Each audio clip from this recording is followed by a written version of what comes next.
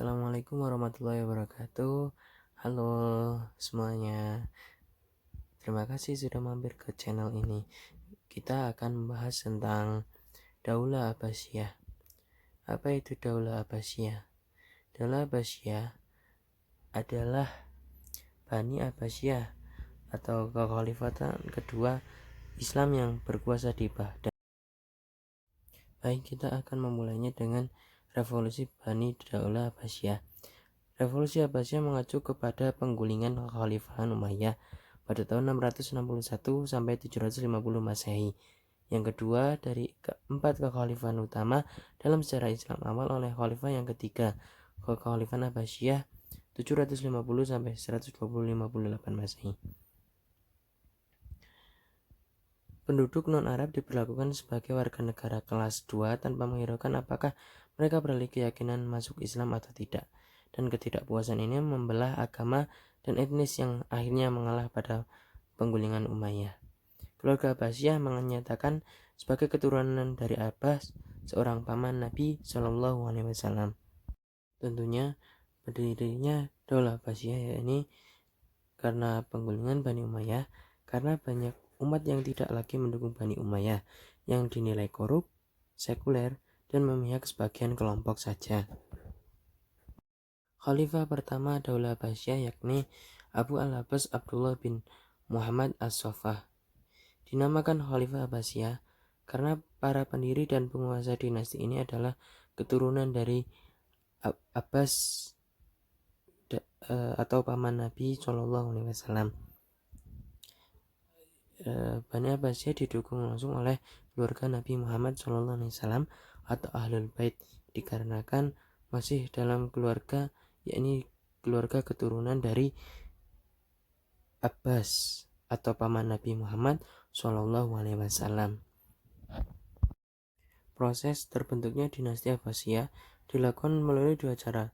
Pertama yaitu dengan menyebarkan misi propaganda melalui jaringan rahasia, dan yang kedua yaitu dengan menghimpun kekuatan militer demi menghancurkan kekuatan Bani Umayyah untuk memperoleh hasil maksimal.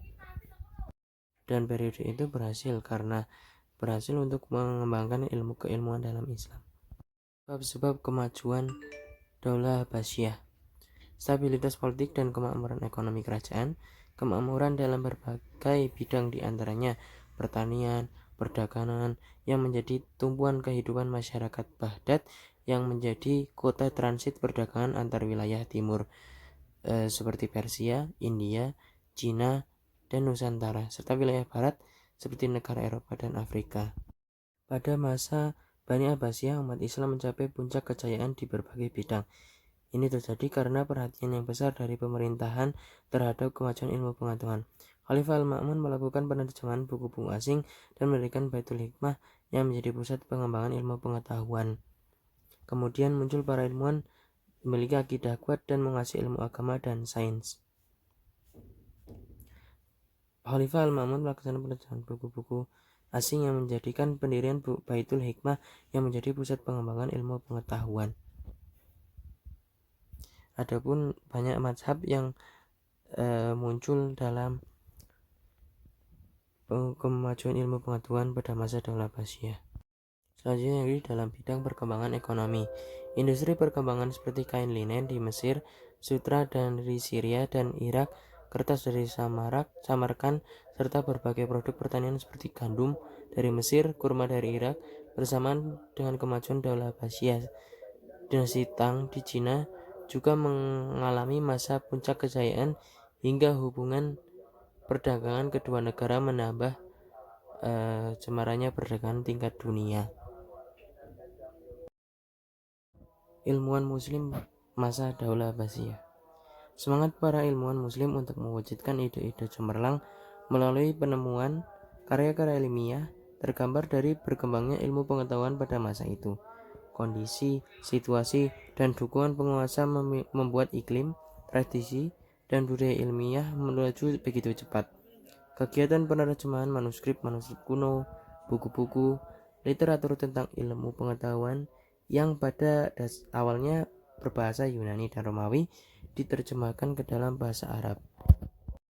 Daulah Abbasiyah yang berkuasa selama 5,5 abad adalah salah satu pemerintahan dalam sejarah Islam yang sangat mementingkan usaha perkembangan intelektual ilmu, pengetahuan dan peradaban Islam. Usaha ini mendapat sambutan yang sangat baik dari para ilmuwan. Bentuk usaha berikut adalah seperti mencari naskah-naskah ilmu pengetahuan Islam. Seni tata letak kota dan arsitektur pada masa Daulah Abbasiyah bernilai sangat tinggi. Banyak bangunan dan kota dibangun dengan teknik tata kota yang berseni tinggi. Di antara kota-kota itu adalah kota Baghdad. Baghdad dibangun tahun 763 Masehi pada masa pemerintahan Khalifah Abu Ja'far al-Mansur. Pembangunan kota ini melibatkan 100.000 orang ahli bangunan, terdiri dari arsitek, tukang batu, tukang kayu, pemahat, pelukis, dan lain-lain yang didatangkan dari Suriah, Iran, Basrah, Mosul, Kufah, dan daerah-daerah yang lainnya. Biaya pembangunan kota ini mencapai 4.833.000 dirham. Kota Baghdad dibangun berbentuk bundar sehingga disebut kota bundar atau Al-Mudawwarah. Dikelilingi 2 lapis tembok besar dan tinggi. Bagian bawah selebar 50 hasta dan bagian atas 20 hasta. Tingginya 90 kaki atau 27,5 meter. Di luar tembok dibangun parit yang dalam yang berfungsi ganda sebagai saluran air dan benteng pertahanan. Di tengah kota dibangun istana khalifah diberi nama Qasrul Zahab atau istana emas yang melambangkan kemegahan dan kejayaan. Di samping istana dibangun pula Masjid Jami' Al-Mansur. Di kota Samara, 5 tahun setelah kota Baghdad mengalami kemajuan Khalifah Al-Mu'tasim Billah membangun kota Samara.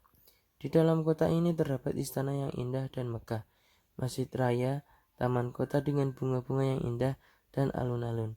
Untuk memudahkan masyarakat memenuhi kebutuhan hidupnya, dibangun pula pusat-pusat perbelanjaan dan pusat-pusat Daulah Abbasiyah berkuasa selama 5,5 abad. Pada masa inilah peradaban Islam berada pada puncak kejayaannya. Sejarawan menyebutnya sebagai Golden Age atau tahun keemasan. Daulah ini disebut Abbasiyah karena pendirinya merupakan keturunan Abbas bin Abdul Muthalib atau paman Nabi Muhammad SAW. Tokoh pendiri Daulah Abbasiyah adalah Ali bin Abdullah, Muhammad bin Ali, Ibrahim bin Ali, Abu Abbas As-Saffah, Abu Ja'far Al-Mansur, Abu Muslim Al-Khurasani. Pada masa Khalifah Harun Ar-Rasyid dan Khalifah Al-Ma'mun merupakan peradaban Islam mencapai masa keemasan. Kebudayaan India dan Yunani juga telah memberi sumbangan yang berarti bagi perkembangan kebudayaan Islam. Kota-kota Jundisapur, Haran, dan Iskandaria adalah pusat-pusat peradaban Yunani sebelum Islam. Setelah Islam datang, tradisi keilmuan Yunani terjaga bahkan mengalami perkembangan yang semakin pesat. Beberapa sastrawan dan budayawan yang muncul pada masa itu adalah Ibnu Maskawih dan Al-Kindi. Al-Mansur, Harun Ar-Rasyid, dan Al-Ma'mun merupakan masa-masa keemasan peradaban Islam. Para khalifah agung tersebut dikenal sebagai penguasa adil dan bijaksana serta memiliki perhatian dan kecintaan yang kuat terhadap ilmu pengetahuan. Dukungan dan kegigihan mereka dalam membangun pengembangan Islam, pengembangan ilmu pengetahuan, dan pengembangan peradaban Islam tercermin dalam beberapa kebijakan pemerintahannya. Terima kasih atas perhatiannya. Saya pamit undur diri. Terima kasih. Wassalamualaikum warahmatullahi wabarakatuh. Semoga bermanfaat.